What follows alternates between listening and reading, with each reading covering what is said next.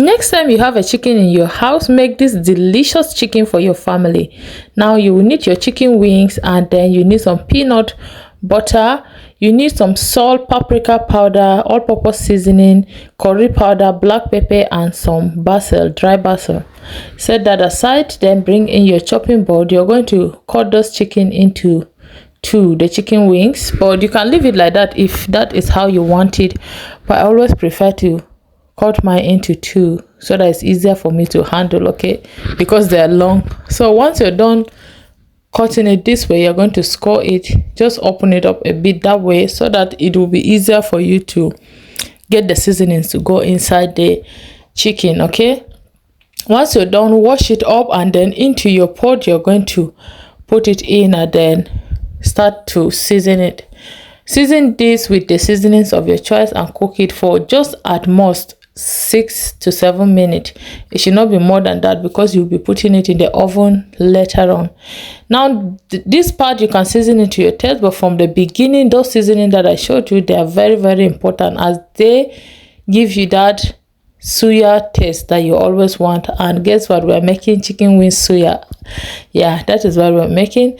I stirred it first without adding water, and then once I was able to get the seasoning to, you know, get into the meat, I then added a bit of water. While that is cooking, I am going to now bring in my seasonings together and the peanut butter, stir that until it dissolves. What I added, the liquid I added was oil, okay.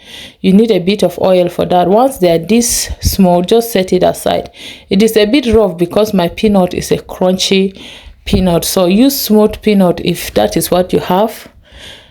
It will still be fine. So I removed my chicken from the pot and then left the, you know, the stock for something else. Then I took my mixture and began to pour it on the chicken, just the way you see me doing here. And then once it was all mixed together very well, I now added the chicken on my baking tray, just the way you see me doing here, until everything is ready. There, take some of the juice from the chicken, and then you're going to the juice, I mean, not from the chicken, just pour it over, make sure it is all moist up. Then bake that for 20 minutes.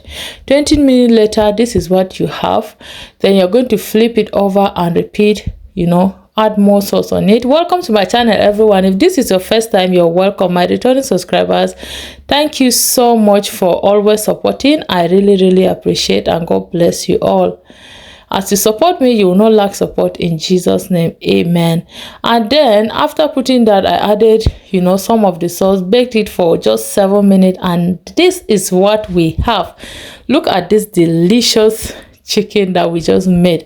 I mean, this is better than suya, okay. This tastes much better than suya, and that is how to make suya if you don't have all the suya spice.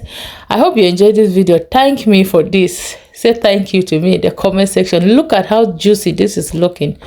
Do you see that? So tasty. They are not falling apart. They're so tasty and delicious. My family enjoyed it, and I was happy that they did.